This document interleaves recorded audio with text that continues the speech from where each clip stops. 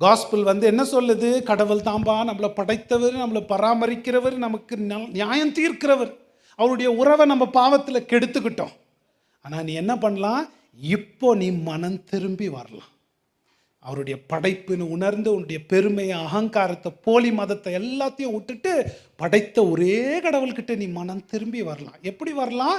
இயேசு கிறிஸ்து மேலே இருக்கிற விசுவாசத்தில் வரலாம்.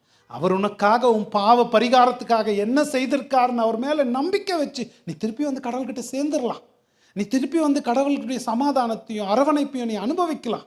இயேசுவில் மூலமாக வரலாம். இயேசு கிறிஸ்து மேலே விசுவாசம்னா, இயேசு யாரு, அவர் நமக்காக என்ன செய்திருக்கிறாரு, அதை நம்பி நீங்கள் வரலாம். பாருங்களேன், அவங்க வெறும் கேட்டது மாத்திரம் இல்லை, என்னவும் போட்டிருக்கு, நீங்கள் சத்திய வசனத்தை விசுவாசித்ததுனால நீங்கள் முழுசாக இது கடவுளுடைய வார்த்தைன்னு நம்புனீங்க.